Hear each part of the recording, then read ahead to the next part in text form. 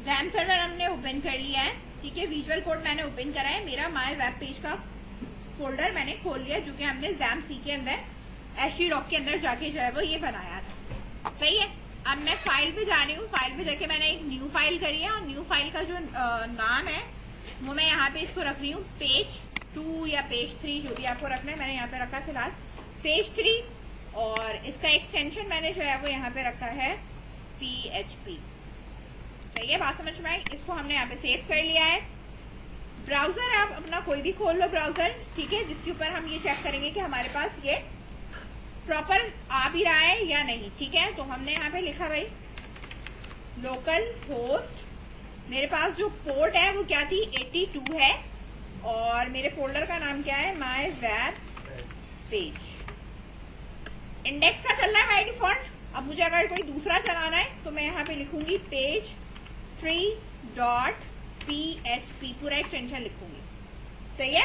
अब ये मेरे पास यहाँ पे चलेगा। करना है एक न्यू पेज क्रिएट करना है, देन PHP का टैग ओपन एंड क्लोज करना है। नाउ क्रिएट करो, उसके आगे फिर मैं कंटिन्यू कराती हूँ। तो सबसे पहले हम जो काम करेंगे, ये जो है वो देखो आपका कमेंट होता है, पोर्शन क्या होता है, ये कमेंट होता है, ठीक है।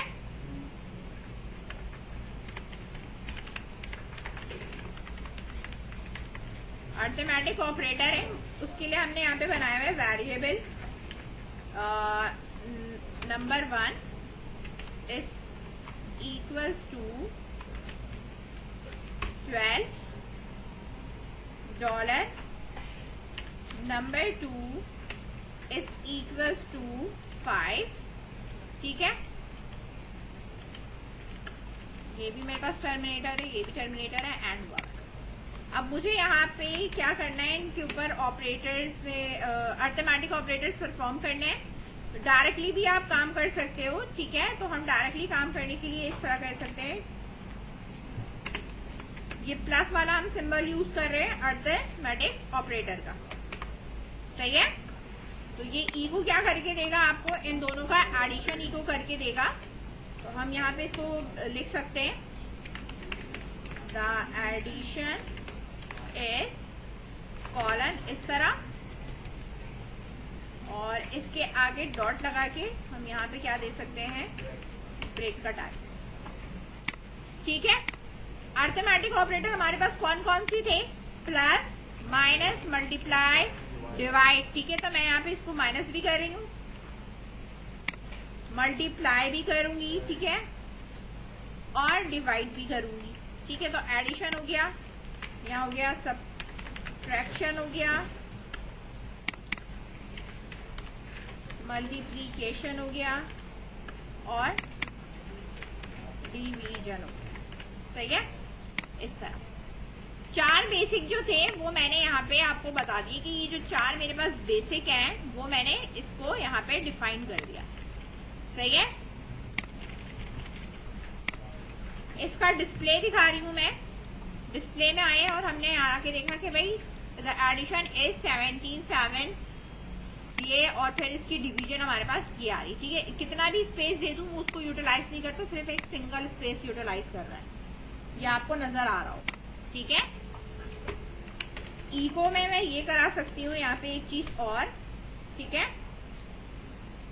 नंबर 1 इज इक्वल टू $, यहीं पे आप लगा सकते हो नंबर 1 की value, and number 2 is equal to $, क्योंकि मुझे इसके ऊपर कोई ऑपरेशन परफॉर्म नहीं कराने, तो मैं उसको सेपरेट करूं और ब्रैकेट करके उसको करूं, मुझे सिर्फ वैल्यू डिस्प्ले करानी। तो मैं इन्वर्टेड कॉमा में रहते हुए भी क्या कर सकती हूँ, करवा सकती हूँ। एक मिनट अभी कर देती हूँ। एक नंबर 1 है और एक नंबर 2 है, सही है। हाँ, मैं इधर ऊपर वैल्यू डिस्प्ले करा रही हूँ ताकि पता चले कि भाई आपने क्या परफॉर्म किया है, सही है। 2 दफा ब्रेक लगाना है, आप 2 दफा ब्रेक लगा दो। ब्रेक लगा दिया मैंने, एक HR का टैग भी लगा दिया, ठीक है। HR का टैग क्या करता है, एक हॉरिजॉन्टल लाइन जो है वो ड्रॉ कर देता है। बात समझ में आई, सही है। इसको अगर आपने इस वाले को बोल्ड करना है, कुछ भी करना है, तो आप यहाँ पे हेडिंग, लेट सपोज मैंने ले लिया हेडिंग 4, यहाँ से लेके यहाँ तक मैंने कहा हेडिंग 4 मेरे पास यहाँ पे क्या हो रही है, खत्म हो रही है,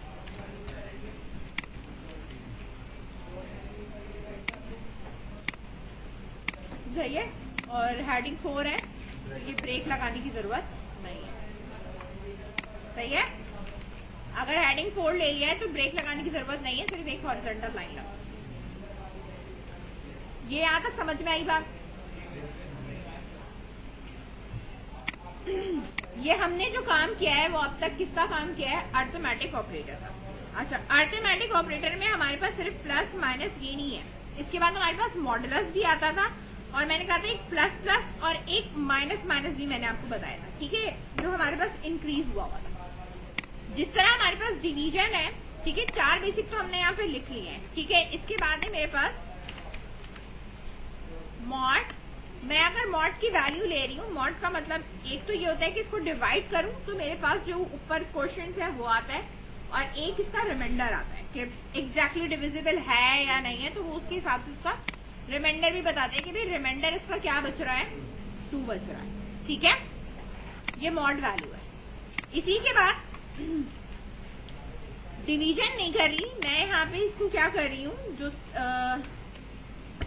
ऑफ नंबर, ठीक है। अब मैं अगर इसको यूज कर रही हूँ तो मैं नंबर 1 के आगे प्लस प्लस लगा रही हूँ। क्या कर रही हूँ मैं, प्लस प्लस लगा रही हूँ, ठीक है।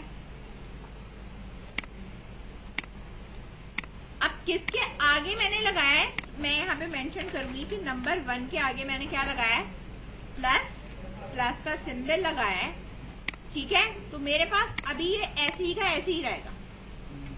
बात समझ में आई? अब देखना,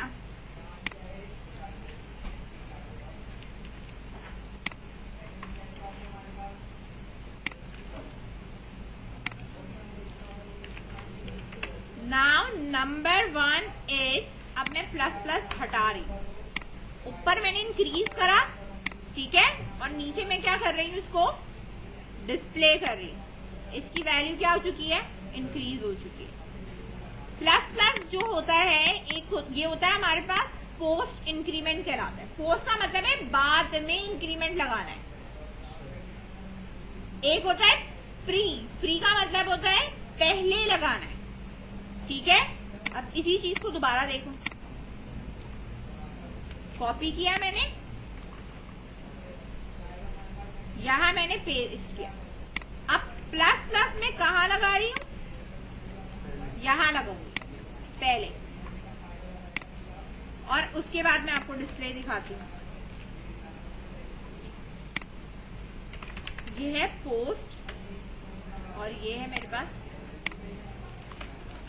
प्री, ठीक है।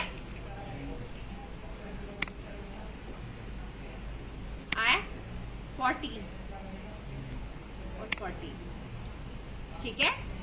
प्री में क्या होता है, पहले वो इंक्रीज करता है तो साथ ही डिस्प्ले भी दे देता है। पोस्ट में वो डिस्प्ले नहीं देता, जब दोबारा इसको यूज करोगे तो वो इंक्रीज हुआ होगा। बात समझ में आई? ये पोस्ट और प्री का फर्क है। इसी तरीके से ये जो पोस्ट एंड प्री है, एज इट इज एज,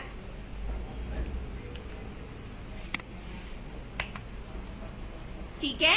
यहां पे मैं लगा रही हूं माइनस माइनस, 2 पे लगा लेते हैं, नंबर 2। माइनस माइनस क्या करेगा, एक कम कर देगा। बात समझ में आ रही है? और ये भी पोस्ट एंड प्री में भी यही कि पहले दिखा देगा, पहले नहीं दिखाएगा।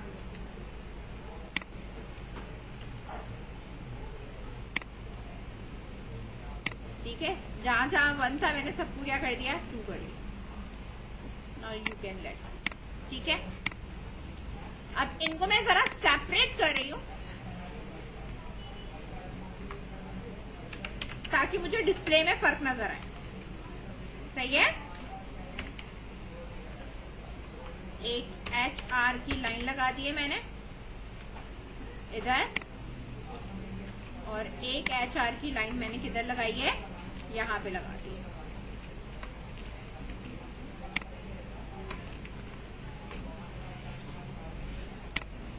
सही है, अलग अलग बॉक्सेस में ये मुझे नजर आ रहा है।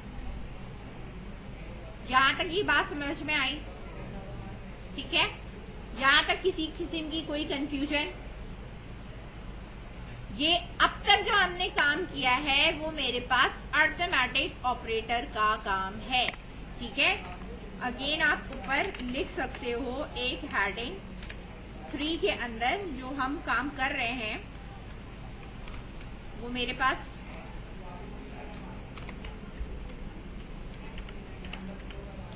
क्या है?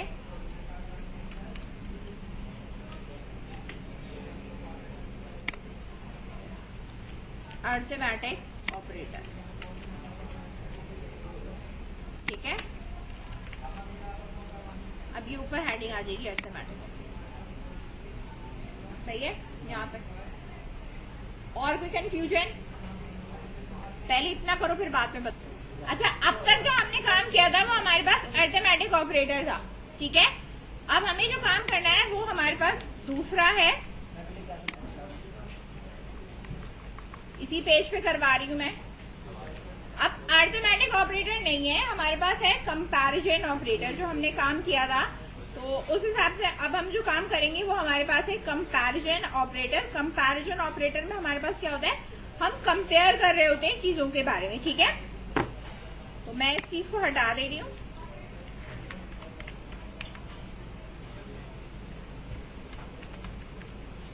ठीक है, कंपैरिजन ऑपरेटर के लिए जिस तरह हमने अर्थमेटिक ऑपरेटर के लिए एक हेडिंग लगाई थी, इसी तरीके के लिए हम एक कंपैरिजन ऑपरेटर के लिए भी यहाँ पे क्या कर रहे हैं, एक हेडिंग अप्लाई कर रहे हैं। ठीक है, इससे पहले आप एक HR का लगा लो ताकि एक थोड़ी सी लाइन आपके पास ड्रॉ हो जाए।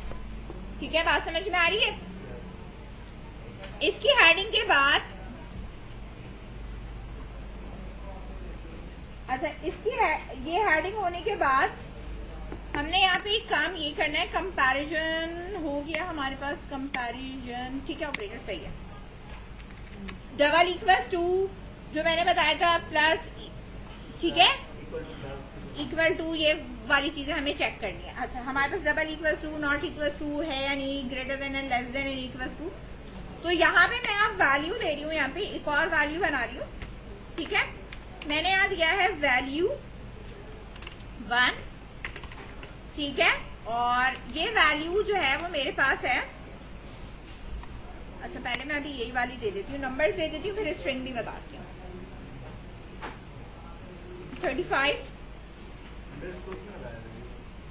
वेरिएबल बनाने के लिए, मतलब स्पेस नहीं दे सकती मैं, तो मैंने यहाँ पे इसमें अंडरस्कोर लगा दिया।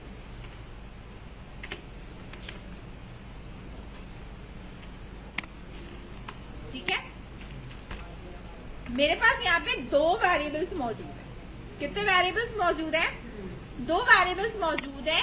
एक की वैल्यू 35 है, एक की वैल्यू मेरे पास 29 है। क्या वेरिएबल 1 और 2 आपस में बराबर है?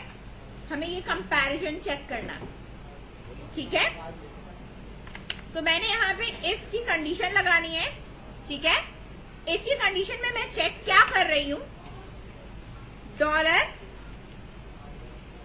$value 1 is equal to $value 2।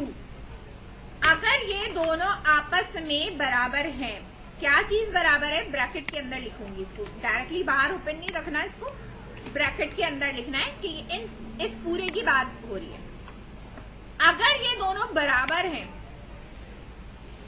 तो मेरे पास इको में क्या आना चाहिए, वैल्यू 1 एंड कंपैरिजन हम बिना इसके चेक नहीं कर सकते, and value 2 both are equal. ठीक है, value 1 and value 2 are equals या बोथ आर इक्वल्स, कुछ भी लिख दो, बोथ रहने दो, आर इक्वल्स। ठीक है, मैंने यहाँ पे इसको लगा दिया और इस तरीके से ये मेरे पास यहाँ पे आ गया। ठीक है, अगर मेरे पास एल्स नहीं, इफ नहीं चल रहा तो मैं एल्स चलाऊंगी। क्या चलाऊंगी मैं? एल्स चलाऊंगी। एल्स में मैंने कहा value 1 and value 2 are not equal, ठीक है, because value 1 is equal to dollar, वजह भी बताई, ठीक है, and value 2 is equal to dollar value 2 के बराबर, ठीक है। मतलब हमने पूरा इलैबोरेट कर इसको बताया है कि भाई क्यों बराबर नहीं है। कंपैरिजन में अब मेरे पास आया value 1 and value 2 are not equal because value 1 is equal to 35 and value 2 is equal to 29। Compare कर रहे हैं, वैल्यू चेंज नहीं कर रहे हैं, ना कोई इसके ऊपर एक्शन परफॉर्म करवा रही। कंपेयर का मतलब है मैं चेक कर रही हूं ऐसा है या नहीं है। बात समझ में आ रही है?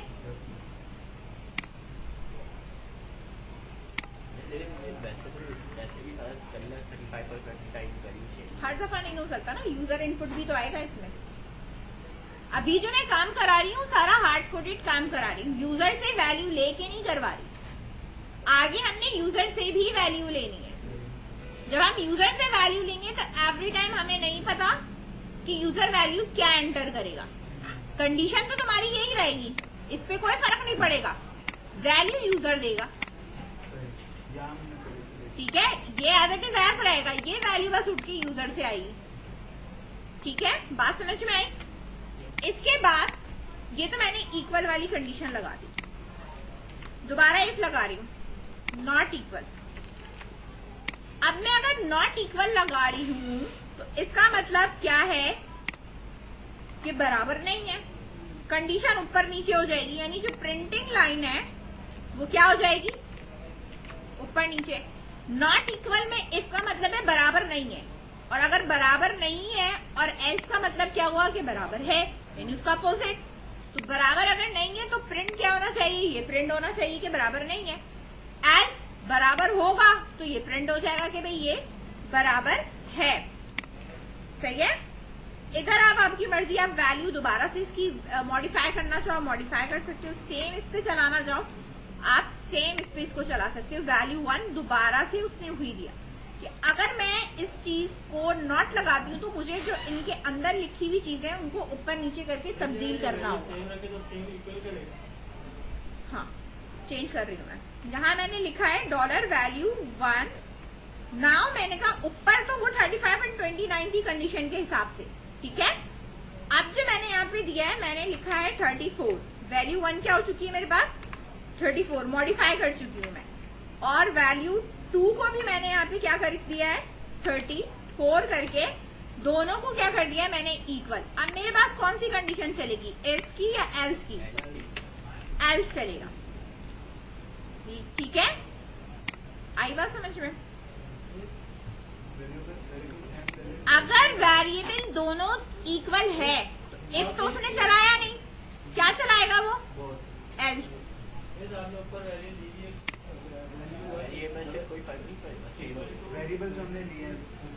ऊपर हमने जो वेरिएबल्स लिए they are not a constant, ये कांस्टेंट नहीं है। मैंने आपको पहले बताया था कांस्टेंट वेरिएबल के लिए आप डिफाइन यूज करते हो। अगर मैं ये वेरिएबल यहाँ पे डिक्लेयर करके डिफाइन कर रही हूँ तो मैं नीचे इनको मॉडिफाई कर सकती हूँ, कोई बाउंड नहीं है। इफ के अंदर मैंने लिखा है कि वैल्यू 1 नॉट इक्वल टू, बराबर नहीं है वैल्यू 2 के। यहाँ दोनों बराबर है ना, तो ये कंडीशन नहीं चली, इसलिए उसने क्या चलाया है एल्स, और एल्स में क्या लिखा हुआ है value 1 and value 2 are equal, ठीक है। बात समझ में आई आता? फिलहाल पहले इतना करो, फिर इसके आगे की कंपैरिजन बता दो।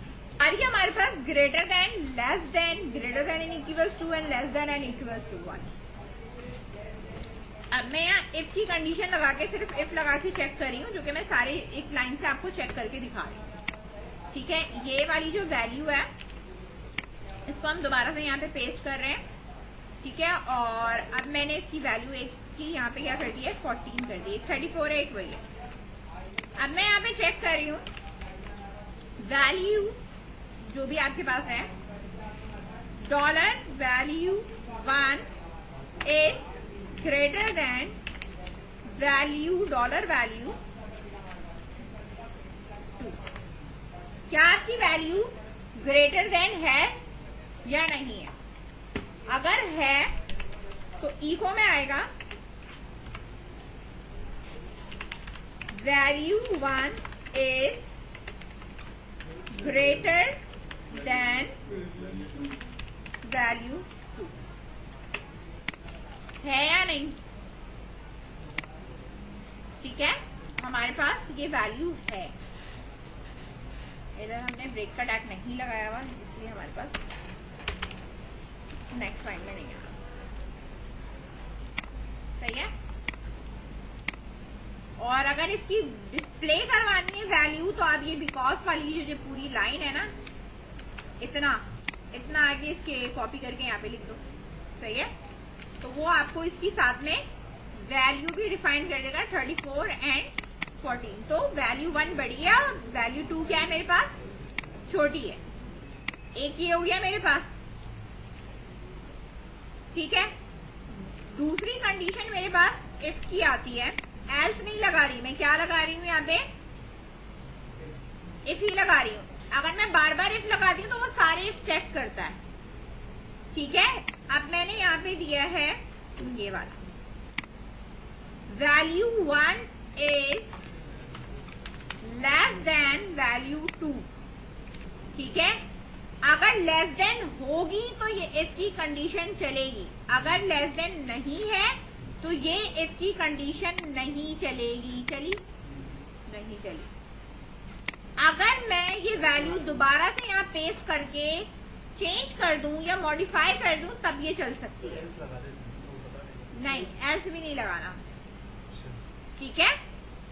बात समझ में आ रही है? क्योंकि हमने ये देखना है। अब एल्स में ये होता है कि एक कंडीशन चल गई तो नीचे वाली नहीं चलाएगा। इसमें ये होता है ये भी चेक करो, ये भी चेक करो। जो वैल्यू मॉडिफाई होगी या चेंज होगी, लेट्स सपोज अब मैं इसको कर दूं 4, देखो तो नीचे वाली चलेगी, ऊपर वाली नहीं चलेगी। ठीक है। बात समझ में आई? तो ये डिपेंड करता है आपकी वैल्यू के ऊपर कि उसे ये कंडीशन चलानी है कि ये कंडीशन चलानी है। बात समझ में आई? इसी तरीके से एक ग्रेटर हो गया, एक लेसर हो गया। इसी तरीके से ग्रेटर और इक्वल भी चेक किया जाता है। The value is greater than और इक्वल। ठीक है। बात समझ में आ रही? या तो वैल्यू ग्रेटर है या इक्वल है। इसमें क्या होगा? अगर दोनों 34 होंगे तो ना ये चलेगी ना ये चलेगी। कौन सी चलेगी? नीचे वाली चलेगी। ठीक है। The value1 is greater than और इक्वल। ठीक है। value2 बिकॉज value1 इज 34 और 34। यानी इसने बोला या तो ग्रेटर है या वो उसके बराबर है। ठीक है। लेकिन अगर ग्रेटर भी होगी तब भी ये चलेगा, बता रही हूं। अगर मैं ग्रेटर भी रखूंगी ना तो ऐसा नहीं है कि ये नहीं चलेगा, ये वाली भी चलेगी और ये वाली भी चलेगी, क्योंकि इसमें दोनों में से कोई एक पॉसिबिलिटी तो पूरी हो रही है ना। नाउ लेट्स सी, दोनों चल रही, एक टाइम पे दोनों चलेगी पॉसिबिलिटी। मतलब जैसे इक्वल टू भी चले और ग्रेटर देन भी एक टाइम दोनों चलेगा। सही है। तो जब हम इक्वल भी चेक करना चाहते हैं और ग्रेटर भी चेक करना चाहते हैं तो हम इसकी जगह पे फिर ये लगाते हैं। अगर सिर्फ ग्रेटर चेक करना है तो ये लगाऊंगी, लेकिन अगर मुझे उसकी इक्वल वाली वैल्यू भी चेक करनी है तो मैं ये वाली कंडीशन लगाऊंगी। बताने का मतलब ये कि कंडीशन आपने कौन सी कहां पे कैसे लगानी। इसी तरीके से आप यहाँ पे आ जाओगे, सेम जो लेसर वाली है सेम कंडीशन आपने यहाँ रखनी है और इक्वल रखनी है। और इक्वल। अब अगर मैं वैल्यू यहाँ पे लेसर कर देती हूँ तो दोनों चलेगी, एक तो ये वाली और एक ये वाली। सही है। और अगर दोनों को इक्वल करती हूँ तो ये वाली भी चलेगी और ये वाली भी चलेगी, क्योंकि दोनों के अंदर इक्वल कंडीशन मौजूद है। बात समझ गए?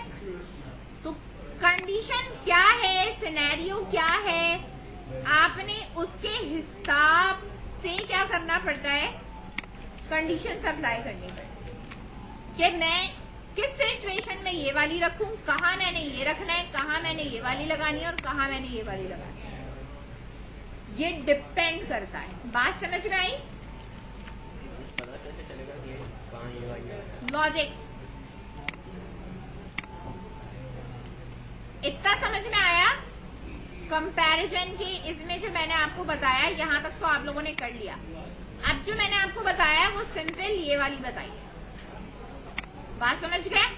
इसको यहां तक करो।